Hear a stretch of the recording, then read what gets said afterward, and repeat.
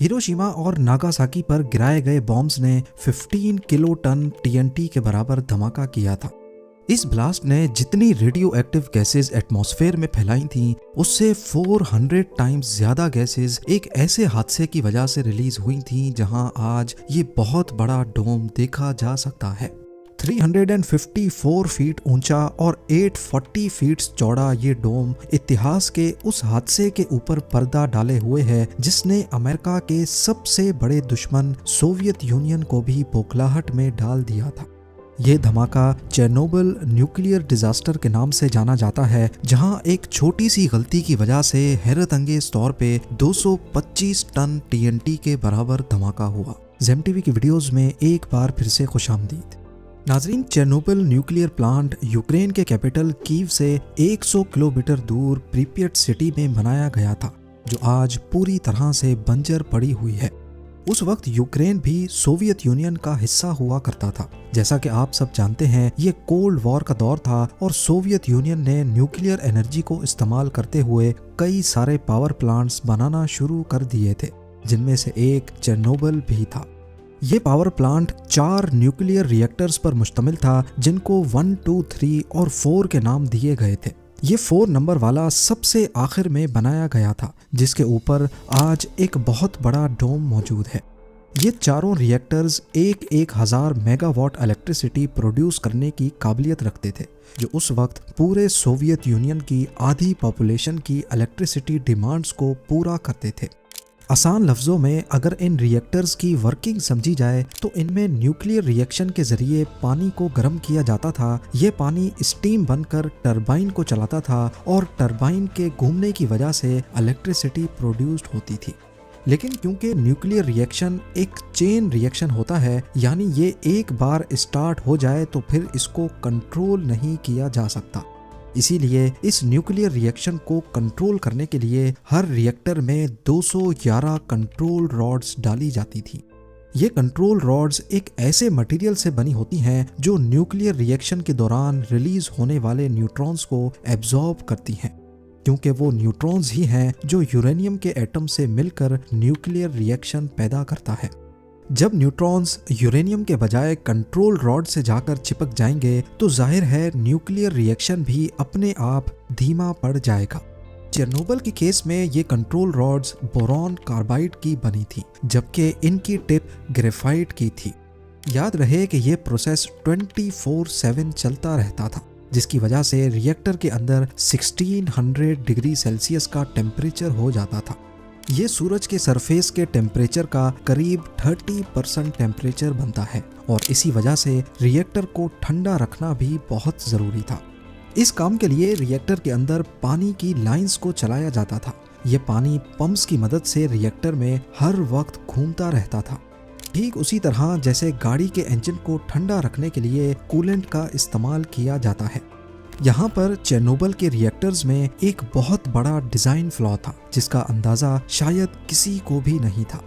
गाड़ी के केस में तो पानी की रोटेशन तब बंद हो जाती है जैसे ही इंजन ऑफ होता है, पर न्यूक्लियर रिएक्टर में एक भी सेकंड के लिए पानी की रोटेशन बंद नहीं होनी चाहिए, फिर बेशक न्यूक्लियर रिएक्शन बंद ही क्यों ना हो जाए, क्योंकि रिएक्शन बंद होने के बाद भी काफ़ी देर तक वो हीट प्रोड्यूस करता रहता था।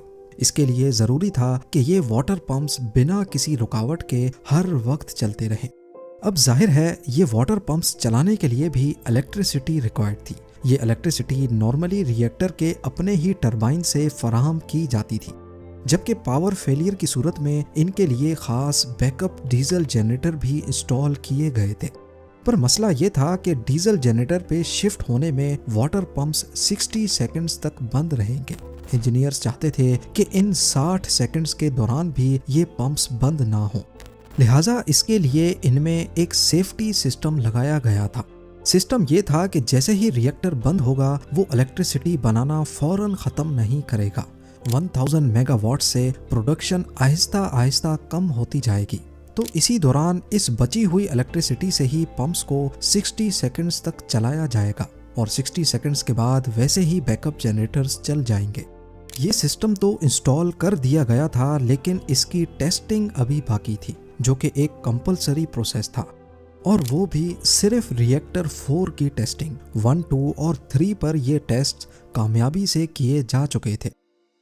ये 25 अप्रैल 1986 की शाम थी और रिएक्टर 4 पर इसी सेफ्टी टेस्ट को परफॉर्म करने की तैयारी चल रही थी। ये test deputy chief engineer Anatoly Dyatlov की निगरानी में किया जा रहा था। पिछली 2 बार रिएक्टर 4 पर यह टेस्ट कामयाब नहीं हो सका था। कहा जाता है कि डेप्यूटी चीफ इंजीनियर को कैसे भी करके आज की रात ये टेस्ट परफॉर्म करना था। रूल बुक के मुताबिक ये टेस्ट तब परफॉर्म किया जाएगा जब रिएक्टर 700 मेगावाट्स की पावर दे रहे होंगे, लेकिन नॉर्मली तो ये 1000 मेगावाट देते थे। डेप्यूटी चीफ इंजीनियर ने रिएक्टर को स्लो करने के लिए कंट्रोल रॉड्स डालने का ऑर्डर दिया, जिससे न्यूक्लियर रिएक्शन स्लो होना शुरू हो गया। यहाँ तक सब कुछ नॉर्मल चल रहा था, लेकिन कंट्रोल रॉड्स शायद ज्यादा अंडर डल गई थीं। इसी वजह से रिएक्टर की पावर 1000 से सीधा 30 मेगावाट्स तक जा गिरी। रिएक्टर की पावर को वापस बढ़ाने के लिए कंट्रोल रॉड्स को थोड़ा बाहर निकाला गया, तब ये पावर 30 से बढ़कर 200 मेगावाट्स तक जा पहुंची। पावर को मजीद बढ़ाने के लिए थोड़ी और कंट्रोल रॉड्स को बाहर निकाला गया। अब टोटल 211 में से सिर्फ 8 कंट्रोल रॉड्स रिएक्टर के अंदर मौजूद थी और ये रूल बुक की वायलेशन थी। रूल बुक में लिखा था कि रिएक्टर के अंदर 15 से कम कंट्रोल रॉड्स नहीं होनी चाहिए। इस वायलेशन की वजह से हुआ यूं कि रिएक्शन तेजी से बढ़ा और पावर 200 से बढ़ती बढ़ती 1000 मेगावाट को भी क्रॉस करके कई हजार मेगावाट तक जा पहुंची। इतनी ज्यादा हीट की वजह से पाइप्स में पानी तेजी से एवेपोरेट होने लगा, जो कि असल में रिएक्टर के कोर को ठंडा करने का काम भी कर रहा था। इसी समय कंट्रोल रूम में फौरन एक खौफ की लहर दौड़ गई और पूरा रिएक्टर वाइब्रेट करना शुरू हो गया। इस चीज को कंट्रोल करने का एक ही सॉल्यूशन था कि इमरजेंसी शट ऑफ बटन को दबा दिया जाए, जिससे सारी कंट्रोल रॉड्स रिएक्टर में जाकर न्यूक्लियर रिएक्शन को बंद कर देंगी। और इंजीनियर्स ने भी यही किया था। उन्होंने फौरन इमरजेंसी शटडाउन का बटन तो दबा दिया, लेकिन जैसे ही कंट्रोल रॉड्स अंदर गईं, रिएक्टर एक जोरदार धमाके से फट पड़ा। साइज्मोग्राम में इस धमाके की शिद्दत 225 टन टीएनटी ब्लास्ट के बराबर रिकॉर्ड की गई। कंपैरिजन के तौर पे आपको बताते चलें कि हिरोशिमा पर गिराए जाने वाले न्यूक्लियर बॉम्ब लिटिल बॉय ने जितनी खतरनाक गैसेस एटमॉस्फेयर में रिलीज की थी, ये डिजास्टर उससे 400 टाइम्स ज्यादा गैसेस रिलीज कर चुका था। इस वक्त 26 अप्रैल 1986 रात के 1:26 हो रहे थे। यहाँ सवाल उठता है कि कंट्रोल रॉड्स तो रिएक्शन को स्लो डाउन करने के लिए डाली गई थी, तो फिर इन्होंने रिएक्शन को बढ़ा क्यों दिया? असल में ये धमाका कंट्रोल रॉड्स की टिप पर लगे ग्रेफाइट की वजह से हुआ था। जैसा कि आपने शुरुआत में जाना, ये कंट्रोल रॉड्स बोरॉन कार्बाइड की बनी थी, लेकिन इनकी टिप ग्रेफाइट की थी। बोरॉन कार्बाइड तो न्यूक्लियर रिएक्शन को रोक सकता है, लेकिन ग्रेफाइट रिएक्शन को मजीद बढ़ा देता है। इमरजेंसी शटडाउन बटन दबाने से पहले जो रिएक्शन पहले ही अपनी लिमिट से बाहर था, उसमें ग्रेफाइट की टिप जाते ही तेजी आई और रिएक्टर की वॉल्स का बर्दाश्त का लेवल खत्म हुआ और वो फट पड़ी। 2 इंजीनियर्स मौके पर ही मारे गए और 2 लोग बुरी तरह से जल गए। धमाके की वजह से प्लांट के रिएक्टर 4 में आग लग गई। पहले तो इसे आम आग ही समझा गया, क्योंकि कोई नहीं जानता था कि इस धमाके की वजह से 5% रेडियो एक्टिव मटेरियल एटमॉस्फेयर में जा चुका है। फायर फाइटर्स मौके पर ही पहुंच गए। पानी की मदद से आग बुझाने की कोशिश की गई, मगर ये आग बुझने वाली नहीं थी, क्योंकि ये आम आग नहीं बल्कि ग्रेफाइट की आग थी, जिसको बुझाना इतना आसान नहीं था। हादसे के फौरन बाद पूरे प्रिपियट शहर को रातों रात खाली करवा दिया गया, जिसमें उस वक्त करीब 50,000 लोग बसते थे। इमरजेंसी डिक्लेयर करके सोवियत यूनियन ने कई 100 बसेस का इंतजाम किया, जो इस शहर के लोगों को यहाँ से बहुत दूर स्लोवोटिच सिटी में ले गईं।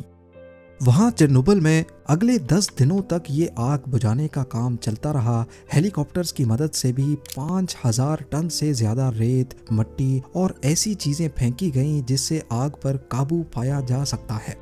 आखिरकार 10 दिन बाद जाकर ये आग बुझाई गई, लेकिन अगले कई दिनों तक मुसलसल रेडियो एक्टिव गैसेज एटमॉस्फेयर में जाती रहीं।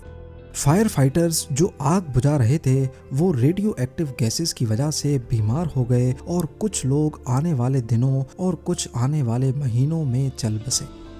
पहले तो सोवियत यूनियन इस वाक़े की खबर को दबाना चाहता था क्योंकि कोल्ड वॉर का दौर था और ये खबर सोवियत यूनियन का इम्प्रेशन बुरी तरह ख़राब कर सकती थी, लेकिन ये राज ज़्यादा देर तक छुप ना सका।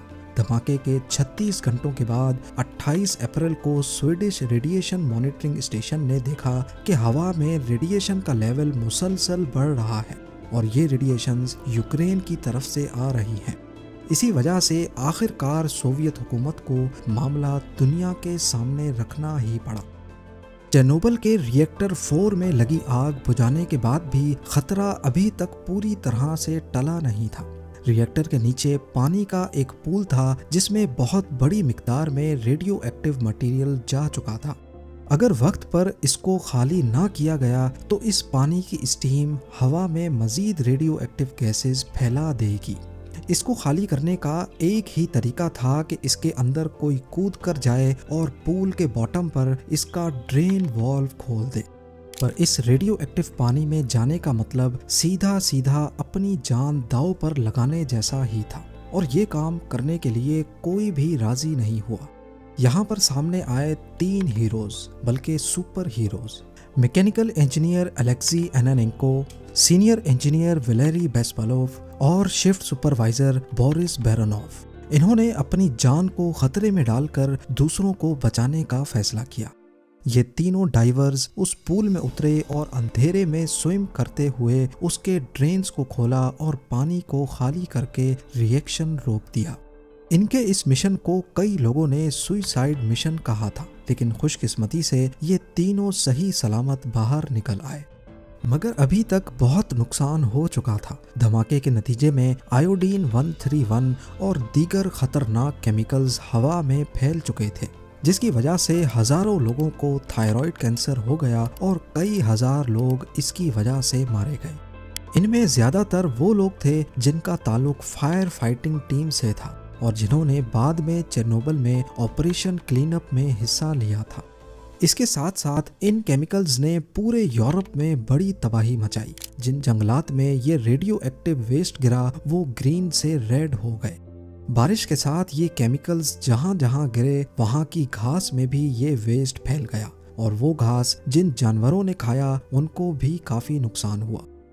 इस हादसे के पहले 4 महीनों में सिर्फ 31 लोग मारे गए, लेकिन इसकी वजह से जो रेडिएशंस हवा में गईं उसने आने वाले चंद सालों में तकरीबन 4000 लोगों की जान ले ली। ये तो वो फिगर है जो सिर्फ एक एस्टीमेट है। असल में इसकी वजह से कितनी अमवात हुई होंगी इसका अंदाजा लगाना भी काफी मुश्किल है। आज चेर्नोबिल डिजास्टर की साइट पर आम पब्लिक को जाने की इजाजत नहीं है, क्योंकि आज 38 इयर्स के बाद भी कुछ न कुछ रेडिएशंस वहां से निकल ही रही हैं और ये अगले 400 सालों तक नुकसान पहुंचाती रहेंगी।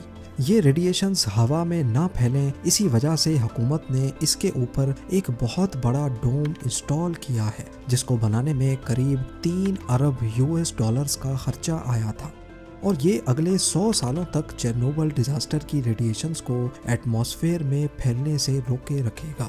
उम्मीद है जेम टीवी की ये वीडियो भी आप लोग भरपूर लाइक और शेयर करेंगे। आप लोगों के प्यार भरे कमेंट्स का बेहद शुक्रिया। मिलते हैं अगली शानदार वीडियो में।